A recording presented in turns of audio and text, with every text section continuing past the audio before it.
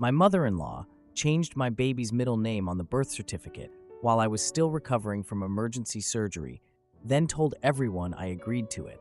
So I did this at the baptism, and she went silent throwaway because my mother-in-law is surprisingly tech-savvy for her age, and I'm pretty sure she stalks my main account.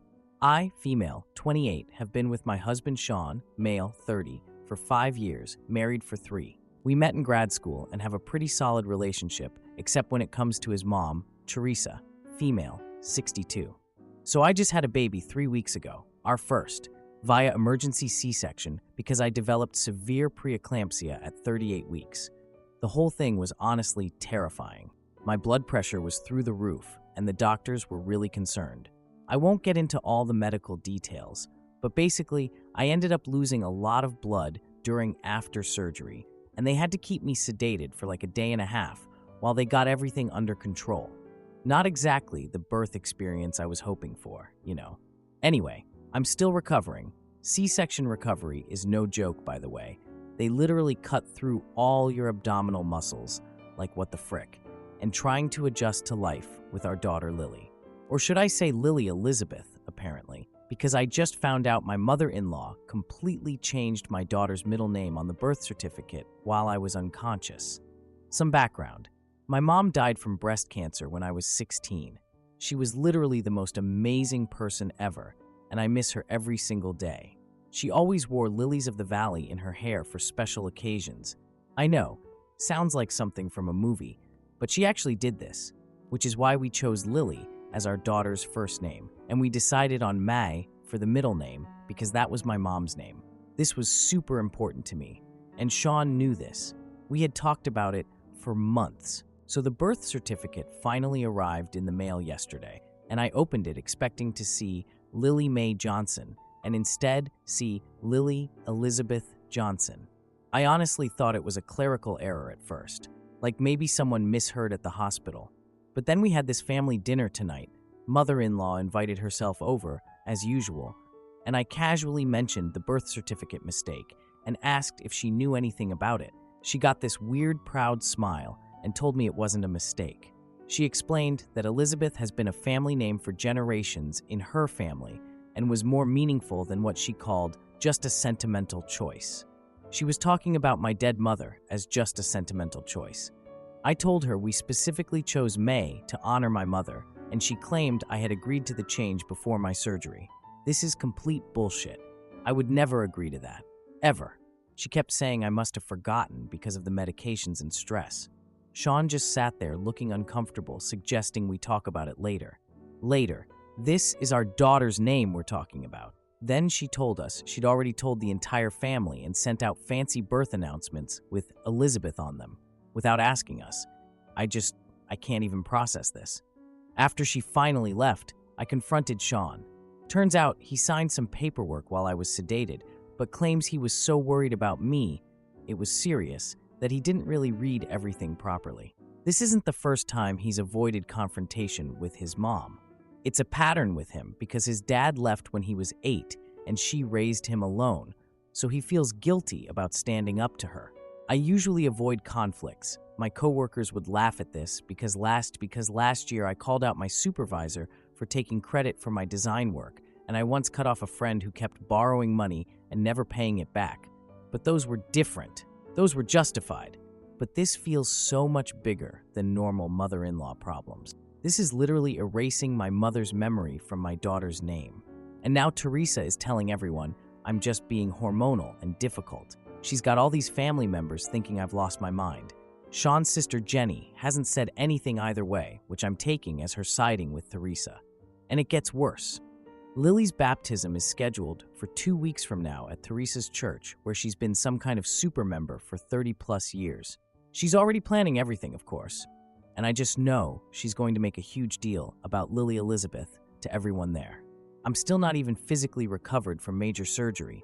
Sitting up still hurts like hell, and I'm constantly exhausted, dealing with all the normal newborn stuff. And now I have this to deal with. I was already struggling with some pretty bad anxiety, had it before pregnancy, but it's definitely worse now, and this has really messed me up. What do I even do here? Do I just let it go for the sake of family peace? Do I put my foot down and insist on correcting the birth certificate? The baptism is in 2 weeks, and I'm dreading it. I just want to honor my mom and have people respect our choices as parents. Is that too much to ask? Edit. Holy crap, this blew up overnight. I was up feeding the baby and just sobbing while reading all your comments. Thank you all for validating that I'm not crazy. Edit 2. To answer some common questions.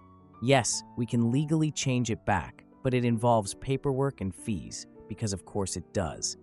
And yes, I've shown Sean all your comments about him needing a spine transplant. He feels terrible and swears he'll support whatever I decide to do. Edit 3. Some people are asking why I didn't just fill out the birth certificate myself. I would have if I hadn't been unconscious from blood loss. The hospital needed the paperwork completed, and my husband was there, but distracted with worry.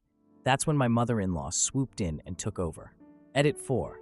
To the person who asked if there were warning signs before this, yes, so many. She rearranged the nursery while we were at a doctor's appointment, moved all the furniture, showed up uninvited to medical appointments, criticized my birth plan for being too rigid. It wasn't. And once told me I shouldn't play certain music during pregnancy because it would make the baby hyperactive. I've been dealing with her pushing past my boundaries for years, but this is by far the worst. Now for the first update. So, a lot has happened since my last post. Thanks for all the comments and support. I seriously needed it. These past 2 weeks have been really hard while I've been trying to fix this mess with Lily's middle name. And I'm still recovering from major surgery, by the way, which makes everything 10x harder. First thing I did was contact the Vital Records office about changing the birth certificate back to Lily May, like we always planned. Turns out, it costs almost $200 and requires a bunch of paperwork. I had to drag myself there while still barely able to walk from my C-section, sitting in uncomfortable chairs while holding a fussy newborn and trying not to cry from the physical pain. Sean was hesitant at first about fixing the birth certificate. He kept saying maybe we should compromise somehow because his mom would be so upset. I couldn't believe he would even suggest that. I reminded him this is our child, not his mom's. I ended up showing him this memory box I have with some of my mom's things. There's this journal where she wrote about hoping I'd someday name a daughter after her. I found out I was pregnant on the anniversary of her death, and it felt like she was somehow still with me. When I showed Sean the journal, he finally understood. He apologized for not standing up to his mom and said he'd support whatever I wanted to do. Side note, I still don't fully understand why he signed those papers at the hospital without reading them. He says he was so worried about me dying that he just signed whatever they put in front of him. His mom must have known exactly what she was doing, waiting until he was completely overwhelmed. Oh, and I talked to Sean's sister Jenny, female, 34, about everything. Turns out, this isn't the first time Teresa has pulled this kind of shit. When Jenny had her son 6 years ago, Teresa somehow convinced Jenny's husband to change their son's middle name from Jenny's choice to Teresa's dad's name. And she got Jenny's daughter's ears pierced without permission when she was babysitting. Jenny was basically like, welcome to the club, but in a sad way, not a mean way. I originally thought Jenny was being weird and reluctant to help, but I think she's actually just afraid of becoming Teresa's next target if she openly sides with me. Can't really blame her after hearing about the stuff she's dealt with. Anyway, I've been gathering everything to prove our original intent for the name. Hospital birth plan with Lily May clearly written. Text messages where Teresa herself acknowledged the name months ago. A letter my mom wrote before she died about hoping I'd have a daughter someday.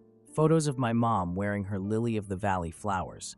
My dad Bob, male 57, and stepmom Angie, female 53, are coming early for the baptism to support me. My dad is not great with emotional stuff, but he's trying. He's bringing old photos of my mom to display at the reception, which made me cry when he told me. I met with Pastor Phil, male, 59, at the church yesterday to talk about the situation. I was super nervous explaining everything to him. He kept taking notes and nodding while I talked. I showed him the corrected birth certificate. We got it fast-tracked. He asked if I'd talked to Teresa about all this, and I told him about the dinner confrontation. He suggested we do some kind of family mediation before the baptism, but I declined. Teresa refuses to even admit what she did was wrong. She's still telling everyone I forgot agreeing to Elizabeth. Pastor Phil was concerned about conflict during the ceremony, and I assured him I wouldn't cause a scene. But I also made it clear we're using the legal name, Lily May. He agreed to use the correct name, but seemed kind of hesitant. I think he's taking Theresa's side a bit, since she's been a church member forever. Meanwhile, Theresa has gone full psycho mode. She's told the entire church congregation about baby Lily Elizabeth, and even bought this old family locket with Elizabeth engraved on it, which she presented at this dinner she insisted on hosting. I just sat there smiling through gritted teeth. I honestly just want this resolved peacefully, but I'm also 100% prepared to correct anyone who uses the wrong name at the baptism. I've got the corrected birth certificate and my mom's letter in the diaper bag ready to go. Sean finally had a long talk with his mom on the phone a few days ago. He tried to explain why respecting our decisions as parents is so important. Her response was crying hysterically and saying he's choosing me over family, as if I'm not family, as if our daughter isn't family. I'm so done with her manipulation tactics. My anxiety is really bad about this whole thing. I've been baking all my mom's recipes at 2 a.m. while Lily sleeps. My mom made the best banana bread ever. I've made like 6 loaves this week. Our freezer is full of banana bread now. The weirdest part of all this is that since my last post, like 5 different extended family members have reached out with similar stories about Theresa's controlling behavior over the years. Apparently, she changed her nephew's wedding venue by canceling the original booking and putting a deposit on a place she preferred. This is clearly a pattern that's been going on for decades, and everyone just lets her get away with it. I'm determined to break this cycle for Lily's sake. My daughter deserves better than growing up watching her mother's boundaries get trampled, and she deserves to carry the name that honors the grandmother she'll never get to meet. The baptism is this Sunday. I'm terrified, but ready. Sean seems quiet but determined, which is actually reassuring. Edit. Several people have asked what Theresa will do when she sees the corrected birth certificate. Honestly, I have no idea, but I'm guessing there will be tears, accusations that I'm disrespecting family tradition, and probably some kind of health issue that mysteriously appears right when she's losing the argument. Jenny says she's famous for suddenly developing chest pains during confrontations. Edit 2. To the person who suggested I just skip the baptism, I thought about it, but that feels like letting her win. Plus, it's important to Sean, and I do want Lily baptized. I'm just not willing to let it happen with the wrong name. Edit 3. Yes, we've already told the godparents about the situation. They're 100% on our side and ready to help if needed.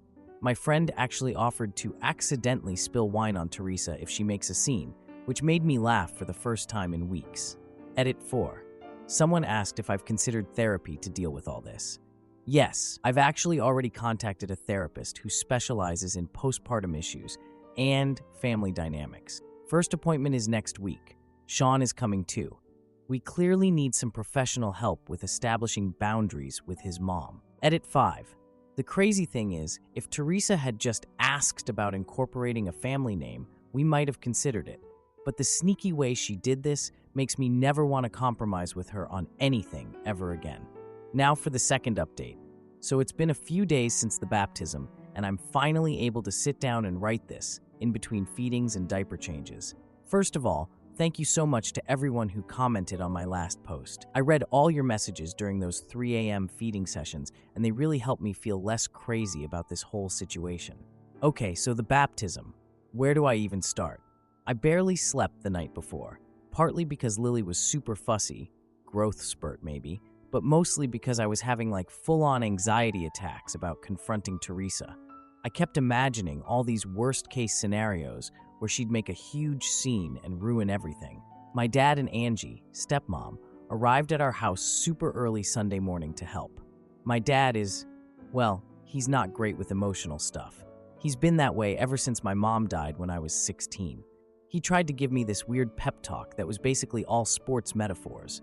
He told me I needed to stand my ground and not back down. I was just nodding while thinking how this isn't really a football situation, Dad, but I know that's his way of showing support. He shows love through like fixing my car or setting up furniture, not really through talking about feelings. Side note, he brought all these old photos of my mom to display at the reception, which made me sob uncontrollably. Pregnancy hormones are still very much a thing, apparently. Sean was acting weird all morning, like really quiet and kind of distant. I thought maybe he was having second thoughts about standing up to his mom, but I was too exhausted to bring it up. I was still sore from my C-section. Seriously, that recovery is no joke. And trying to get Lily dressed in this christening gown that's apparently been in Sean's family for generations. It was beautiful, but had like a million tiny buttons, and Lily was not happy about being stuffed into it. We got to the church, and of course Teresa was already there in this expensive-looking new dress, bossing everyone around. She had hired a photographer without even asking us, and was telling him exactly what shots to get. I swear I heard her tell him to make sure to get baby Lily Elizabeth's special day on camera. I wanted to scream. She kept introducing the baby to everyone as Lily Elizabeth and emphasizing the Elizabeth part every single time. I just smiled and nodded while mentally repeating all your comments about staying calm and waiting for the right moment. I had this folder in the diaper bag with the corrected birth certificate and my mom's letter. I kept checking to make sure it was still there. Probably looked like a crazy person. Finally, the ceremony started. Pastor Phil welcomed everyone and gave this whole speech about the significance of naming a child in Christian tradition and how names carry meaning and legacy. The whole time I kept thinking, is he doing this on purpose because he knows what's about to go down?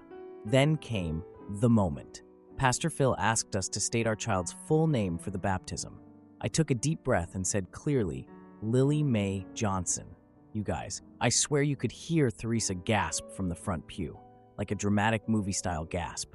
But Pastor Phil just nodded and continued with the ceremony using the correct name. But then, Teresa stood up and interrupted. She started saying there was confusion about the baby's name during the baptism. I was shaking, but somehow managed to calmly open my folder and hand Pastor Phil the official birth certificate. My hands were literally trembling, but I kept it together. Teresa stepped forward. She actually came up to the altar and started saying how I had changed the birth certificate without family consent and how Elizabeth was a family name going back generations. That's when Sean did something that honestly shocked me. He took my mom's letter from the folder and just started reading it out loud to the entire congregation. It was this letter my mom wrote before she died, talking about how she hoped I'd have a daughter someday and maybe even name her after her. The letter was from when her cancer was getting worse, and she knew she wouldn't be around to meet her grandchildren. I could barely look at anyone because I was crying so hard. When Sean finished reading, he told his mom that our daughter's name is Lily Mae, named after my mother, and that the name was changed without my knowledge while I was unconscious after emergency surgery. Teresa just froze, like literally stood there with her mouth open but nothing coming out. Pastor Phil asked everyone to please be seated so the ceremony could continue. Teresa sat down and didn't say another word during the entire service. The rest of the ceremony went fine. Lily cried when the water touched her head, which was actually kind of funny. During the reception afterwards, like 5 different family members came up to me privately and said they had suspected Teresa was lying about me agreeing to the name change. Apparently, she'd been telling everyone for weeks that I had happily agreed to honor family tradition. My childhood friend Sarah was there. She's Lily's godmother, and she pulled me aside and told me how proud my mom would be of me standing up for myself. That made me ugly cry for like the 5th time that day, but happy tears for once. The weirdest part was Teresa. She tried to leave the reception early without talking to anyone, but Sean caught her at the door. I couldn't hear everything they said, but I saw him stop her and ask where she was going. She said something about not feeling well. Classic Teresa move, according to Jenny, but Sean insisted they needed to talk about what happened. She kept trying to dismiss it as just a misunderstanding, but Sean wasn't having it. He told her it was a deliberate violation of our parental rights. She started crying, of course, saying she only wanted to continue family tradition. Sean told her that family tradition is important, but not more important than honesty and respect. She asked if she was still welcome in our lives, and Sean said yes, but only if she respects our boundaries. She just nodded and left, which is so not like her. She usually has to have the last word about everything. It's been a few days now, and things are weird. Teresa sent this formal-sounding apology letter that was basically like, "I'm sorry, but I was just trying to honor family tradition, and I only did it because I love you all so much." Classic non-apology. Me and Sean have decided on some new boundaries. 1. She has to call before visiting. No more surprise visits. 2. No unsupervised time with Lily until we can trust her again. 3. She needs to address Lily by her actual name. Some of Theresa's sisters aren't speaking to us now, whatever, but other family members have actually gotten closer to us after seeing us stand up to her. Turns out, a lot of people were tired of her controlling everything, but were too afraid to say anything. Sean started therapy last week to work through his issues with his mom and his conflict avoidance. It's already helping our communication a lot. I never wanted all this mess, but I'm glad we finally stood our ground. We're already planning Lily's first birthday party. I know she's only a month old, but I need something positive to focus on. Theresa will be invited, but with very clear expectations about her behavior. I honestly don't know if our relationship with her can ever be fully repaired. But at least Lily May will grow up knowing her name honors the grandmother she never got to meet. And hopefully, she'll also learn from watching her parents stand up for what's right. Edit. Thanks for all the awards.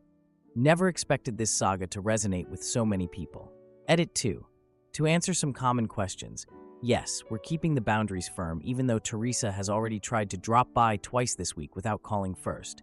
And yes, she did try to accidentally call Lily Elizabeth yesterday when she was on the phone with Sean. Progress is slow.